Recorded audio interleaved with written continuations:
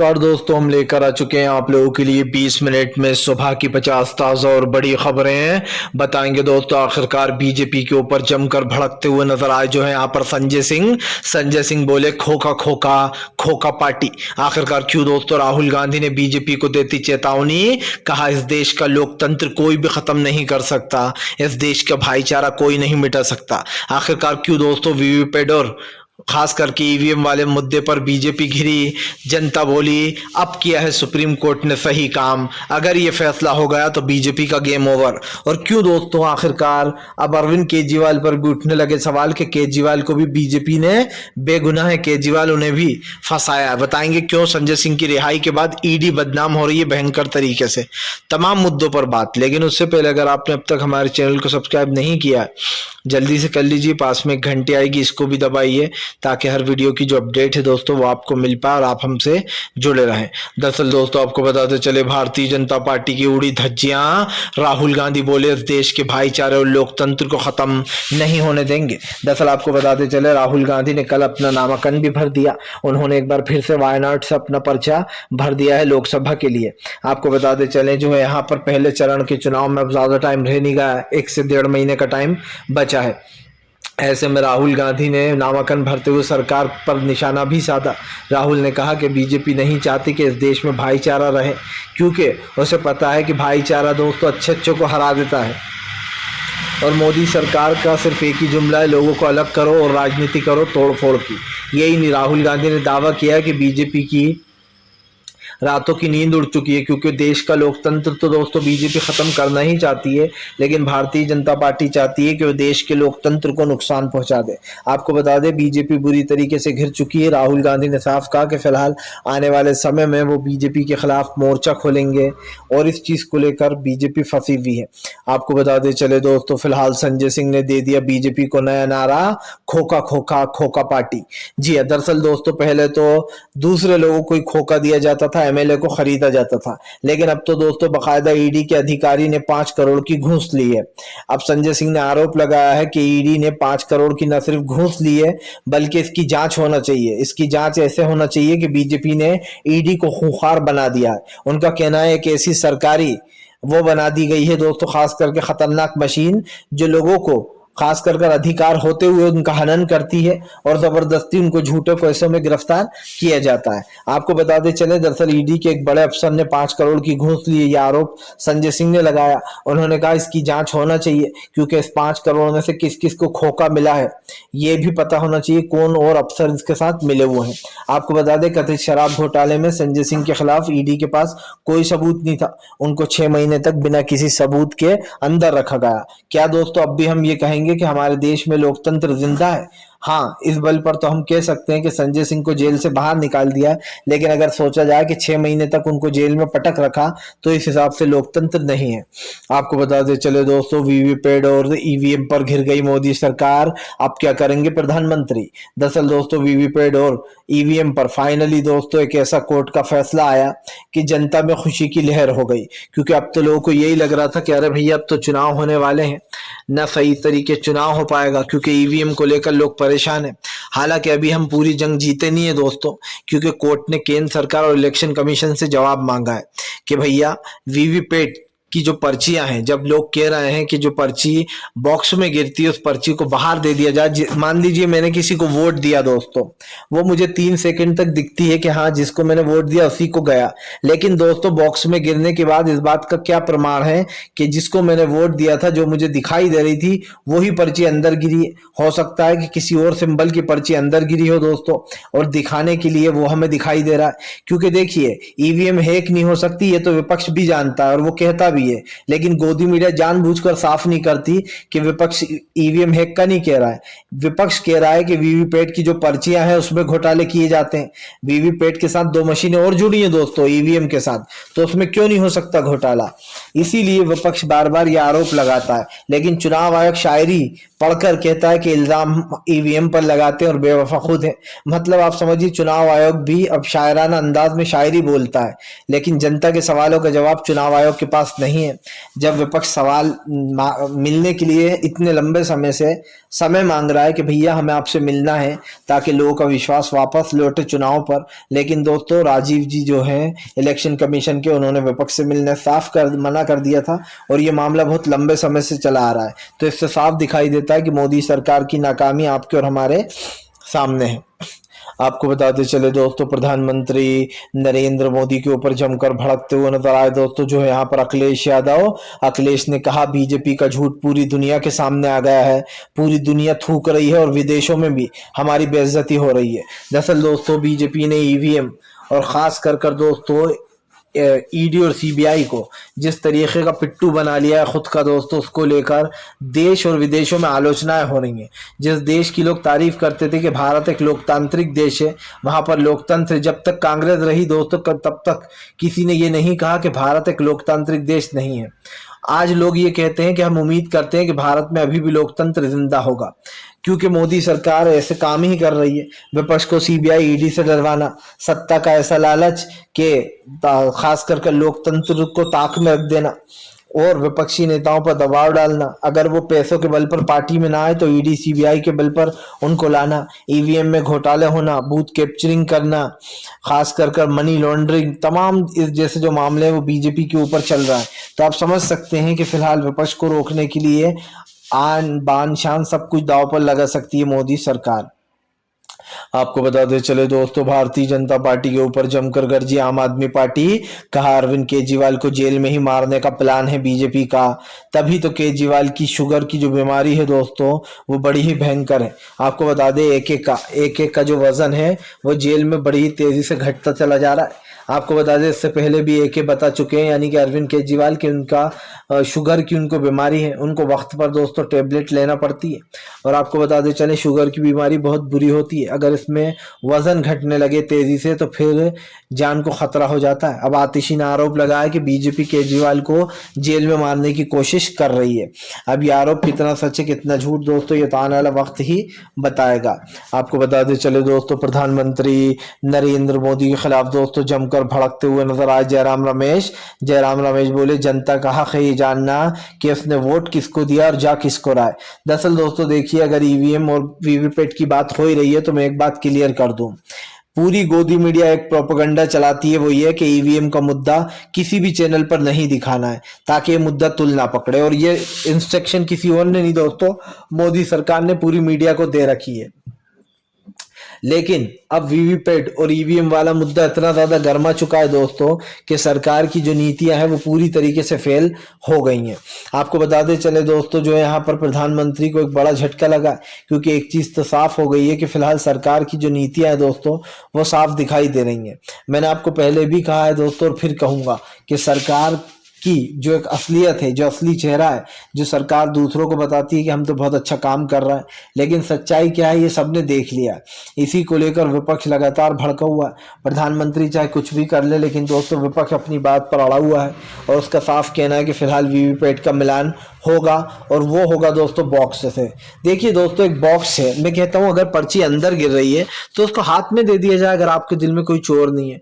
जनता देख लेगी कि हाँ भाई मैंने फला फला को वोट दिया और यही चीट है, मैं अपने हाथ से इसको एक बॉक्स में डाल देता हूं। इससे दोस्तों और आसानी होगी कि मान लीजिए जो आरोप लगते हैं कि आप ईवीएम में घोटाले हो रहा है, इस पर्ची को काउंट किया जा सकेगा, दूध का दूध पानी का पानी हो जाया करेगा, कौन सच बोल रहा है कौन झूठ बोल रहा है। और यकीन मानिए इसमें बड़े पैमाने पर धांधलियां हो रही हैं, क्योंकि अगर ऐसा नहीं होता तो अब तक ईवीएम हट जाती लेकिन बीजेपी नहीं चाहती कि ईवीएम हटे, क्योंकि राजा की जान राहुल गांधी ने बिल्कुल सही कहा था ईवीएम में है दोस्तों। ईवीएम के बल पर अब तक 2 बार का चुनाव जीती है बीजेपी। आपको बताते चले दोस्तों, प्रधानमंत्री नरेंद्र मोदी के ऊपर जमकर भड़कते हुए नजर आए दोस्तों, जो है यहाँ पर असदुद्दीन ओवैसी ने बीजेपी को जमकर धोया। दरअसल आपको बताते चले, असदुद्दीन ओवैसी ने आरोप लगाया कि बीजेपी की बदले की राजनीति खत्म होनी चाहिए। उन्होंने कहा कि फिलहाल आज जो हमारे देश के लोकतंत्र में सेंध लगाई जा रही है उसको रुकना चाहिए। आपको बताते चले, ओवैसी ने जो है यहाँ पर खास कर उन तमाम मुद्दों को उठाया जो उत्तर प्रदेश में उठ रहे हैं। लेकिन आपको बता दें, ओवैसी ने बीजेपी के साथ साथ अखिलेश को भी निशाने पर ले लिया।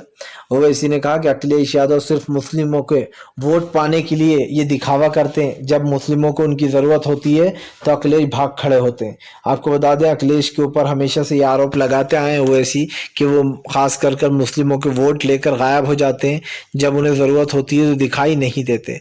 सवाल सिर्फ जरूरत की नहीं दोस्त, सवाल ये भी है कि ये कर कौन रहा है, क्योंकि जाहिर सी बात है सरकार की जो नीतियां हैं उसको लेकर तो मैं घबराऊंगा ही।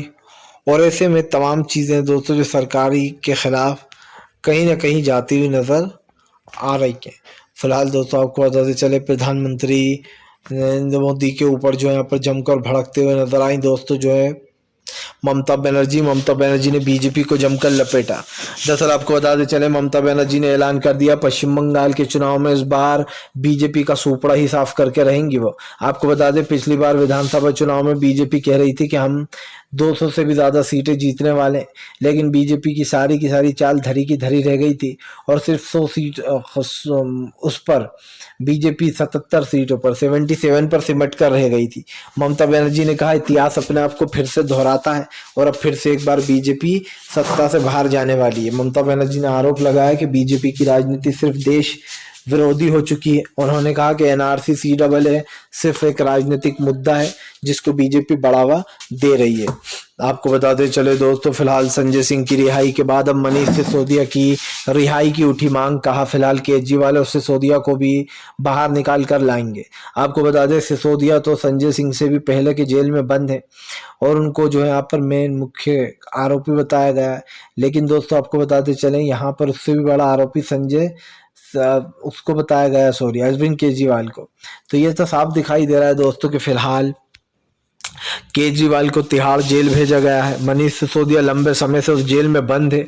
ऐसे में मनीष सिसोदिया की रिहाई को लेकर भी चीजें चल रही हैं। आपको बता दें, सिसोदिया को काफी लंबे समय हो चुका है जेल जाए हुए, अब तक उनकी बेगुनाही साबित नहीं कर पाए हैं वो लोग, क्योंकि जाहिर सी बात है जहां सुनवाई हो रही है वहां तो उन लोग को इंसाफ मिल ही रहा है, लेकिन जहां सुनवाई नहीं हो पा रही वहां पर इंसाफ नहीं मिल पा रहा है। और ये बात आप अच्छे से, जाहिर सी बात है दोस्तों, जिन मुद्दों पर बात हो रही है, जिन चीजों को लेकर चर्चा हो रही है, भारतीय जनता पार्टी उस चीज से भागने का काम कर रही है।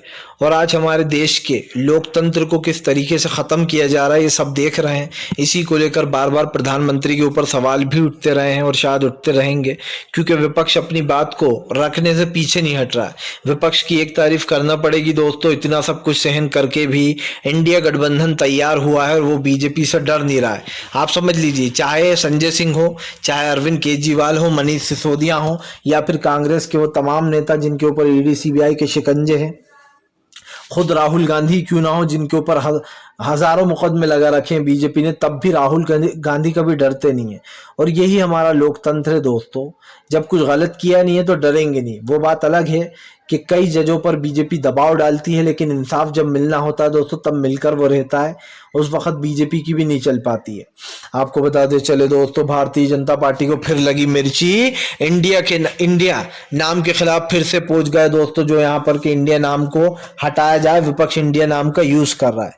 दोस्तों मैं एक सवाल पूछूंगा आपसे भी बीच में, क्योंकि इस याचिका को ये कहकर दायर किया गया है, जो इसके अंदर मैटर लिखा है वो ये कहा गया है कि जो ये विपक्षी दल है, जो इंडिया गठबंधन है, ये इंडिया के नाम का यूज कर रहा है और ये इंडिया के नाम का यूज कर रहा है। अगर इनका कहना है बाय चांस ये 2024 के चुनाव हार गए, इंडिया गठबंधन चुनाव हार गया, तो ये कहेगा कि ये भारत चुनाव हार गया है और ये इससे हमारे भारत का अपमान होगा, ये दलील दी जा रही है। पहले ही सवाल का जवाब दे देता हूं दोस्तों, जिसने याचिका दायर की है उन महाशय को। जब इंडिया टीम मैच हार जाती है तो क्या होता है? पूरी दुनिया कहती है कि भारत हार गया, हमारा इंडिया टीम हार गई, हमारा नाम डुबवा दिया, ठीक है ना दोस्तों। तो आप समझिए, जब टीम इंडिया का नाम टीम इंडिया हो सकता है क्रिकेटरों की टीम का, तो फिर भैया इंडिया गठबंधन से इतना डर क्यों लग रहा है आपको?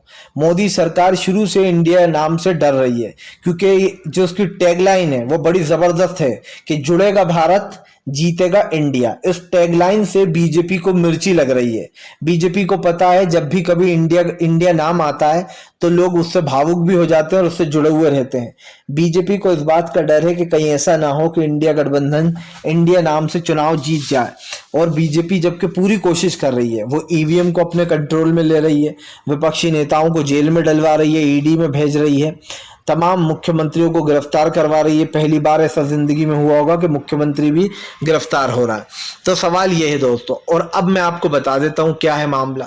जब ये सारा पूरा मामला हो गया दोस्तों, तो उस वक्त बीजेपी की जो मंशा है वो साफ साफ दिखाई दे रही है। और आपने पहले भी देखा होगा, पहले भी सुना होगा कि भारतीय जनता पार्टी पूरी कोशिश करती है दोस्तों कि देश के लोकतंत्र को जो है यहाँ पर बचाए नहीं बल्कि उसको मिटा दे। इसीलिए बार बार संविधान बदलने की बात भी होती है। इस याचिका में ये साफ साफ कहा गया है, जो इस याचिका को दायर किया, अब कोर्ट ने कहा है कि हम 10 तारीख के दिन इस पर सुनवाई करेंगे, इसकी सभी याचिकाओं पर, और फैसला बताएंगे कि क्या है। लेकिन दोस्तों मैं सीधी सी बात बोलता हूं कि इस याचिका में कोई तर्क नहीं है। अरे भैया इंडिया नाम है, इंडिया के लोग इंडिया नाम यूज करते हैं। अब कुछ दिन पहले, बहुत दिन साल पहले, एक सनी देओल की फिल्म थी दोस्तों जिसका नाम था इंडियन। तो दोस्तों वो फिल्म अगर फ्लॉप हो जाती तो क्या इसका क्या मतलब होता? और कई ऐसे इंडिया नाम की चीजें हैं जिसके ऊपर दोस्तों बैन लग गया है, कुछ फ्लॉप हो गई हैं, कुछ बिजनेस ऐसे हैं। ऐसे तो अडानी भी दोस्तों यहीं का है, इंडिया का। उसने जो इंडिया का नाम डुबवाया उससे हमारे भारत का नाम खराब नहीं हो रहा। लोगों में अविश्वास जागेगा कि इंडिया हार गया। आप समझिए ये सब फालतू की ढकेनी सी बातें की जा रही हैं ताकि किसी भी तरीके से विपक्ष की पार्टी के नाम से इंडिया नाम हटा दिया जाए। जब ये नया नया नाम रखा गया था तो प्रधानमंत्री कहते अब इंडिया हटा के भारत नाम होगा, जबकि भारत और इंडिया एक ही है दोस्तों। भारत ही इंडिया और इंडिया ही भारत है। आपको बताते चले दोस्तों, प्रधानमंत्री नरेंद्र मोदी के ऊपर जमकर भड़कते हुए नजर आए दोस्तों। जो यहाँ पर पवन खेड़ा बोले बीजेपी उन्हीं लोगों को गोद में बिठाती है जिनको भ्रष्टाचारी बताती है। दरअसल दोस्तों अभी आपने देखा होगा 2-4 दिन पहले खुद गोदी पत्रकार नविका ने जो है यहाँ पर सवाल उठा दिए थे और कहा था कि आप लोग जिनको सरगना बताते थे जो यहाँ पर भ्रष्टाचार का, उन्हीं को अपनी पार्टी में ले लेकर अब आप बैठे हुए हो। क्या आप अकेले अपने दम पर चुनाव नहीं लड़ सकते? आपको चुनाव लड़ने के लिए उन लोग की जरूरत क्यों है? ये सवाल किसने पूछा दोस्तों? नविका ने। अब सवाल वही उठ रहा है दोस्तों कि भैया जितने भी जो बेईमान लोग हैं बीजेपी ने उनको गोद में बिठा लिया। पवन खेड़ा ने कहा कि अजीत पवार के ऊपर करोड़ों रुपए घोटाले का आरोप लगाया खुद नरेंद्र मोदी ने, और अब जो है यहाँ पर उसको ले गए बीजेपी में और वॉशिंग मशीन में धो डाला कि अब ये बहुत अच्छे हैं, इनके ऊपर कोई चार्जेस नहीं है। भैया ये तो उन्होंने कोई जुर्म नहीं किया। ऐसे ही दोस्तों ये सिर्फ एक बात नहीं है, जितने भी बीजेपी में नेता जाते जा रहे हैं उन सबको बीजेपी क्लीन चिट देती चली जा रही है। अभी शरद पवार की पार्टी तोड़कर जिन लोगों को, जिन बड़े लोगों को वो दिया गया है वहां की दोस्तों सदस्यता, इससे साफ दिखाई देता है कि फिलहाल सरकार जो है वो पूरी तरीके से फेल हो चुकी है। लेकिन अब देखना होगा दोस्तों कि फिलहाल सरकार की जो नीतियां हैं वो क्या होती हैं, क्योंकि मुझे भी जो चीज़ें साफ पता चल रही हैं उसमें तो यही था कि भारतीय जनता पार्टी का दोस्तों बुरी तरीके से असलियत सामने आ गई है जनता के, और जनता ही तय कर रही है कि अब इस सरकार को कहाँ भेजना है। Tata bye bye Modi ji, क्योंकि न खाऊंगा न खाने दूं का नारा तो फ्लॉप हो गया। अब कोई नया नारा सोच लीजिएगा। हालांकि वो बात अलग है कि अब आपका कैरियर खत्म होने वाला है राजनीति का, बस ये आपका आखिरी चुनाव है। अब आपके ताबूत में खुद आपने आखिरी कील ठोकने का काम किया है। आपको बताते चले दोस्तों फिलहाल प्रधानमंत्री नरेंद्र मोदी जमकर भड़के। प्रधानमंत्री नरेंद्र मोदी बोले सरकार की नीतियां पूरी तरीके से फेल। सरकार को दोस्तों जिस तरीके की चीजें चल रही हैं, जो हो रही हैं, उसको लेकर कहीं ना कहीं ये सरकार घिर गई है। और ऐसे में मैंने आपको पहले भी बताया दोस्तों कि मोदी सरकार पूरी कोशिश करती है कि वो किसी भी तरीके से देश के लोकतंत्र को ख़त्म कर दे, चाहे वो महंगाई हो, गरीबी हो, बेरोजगारी जैसे मुद्दे हों। इन मुद्दों ने भी कहीं ना कहीं बीजेपी को हराने का काम किया है, क्योंकि अगर देखा जाए तो अब तक देश में ये ऐसे मुद्दे हैं जो अब तक ख़त्म नहीं हो पाए। आपको याद होगा अभी एक डेटा भी सामने आया था जिसमें साफ साफ कहा गया था साफ दिखाई दे रहा है दोस्तों कि इंडिया गठबंधन की जीत तो अभी से ही हो गई है। कोई नाम बदलने को कह रहा है, कोई विपक्ष को जेलों में डाल रहा है। ये तो उल्टे जीत के संकेत है। आप लोग खुश होइए कि इंडिया गठबंधन इससे और मजबूत हो रहा है, क्योंकि दोस्तों जो चीज दिखने लगती है वो बिकने लगती है। और बीजेपी ने उल्टा इंडिया गठबंधन को और पॉपुलैरिटी दिलवा दी है, क्योंकि जाहिर सी बात है, लोग अपने आप ही सोच लेते हैं कि भाई जब कोई इतना सब कुछ कर रहा है, ईडी कार्रवाइयां करवा रहा है, तो जाहिर सी बात है डर लग रहा होगा, तभी तो ये बीजेपी करवा रही है। फिलहाल वीडियो अच्छा लगे तो कृपया इसको लाइक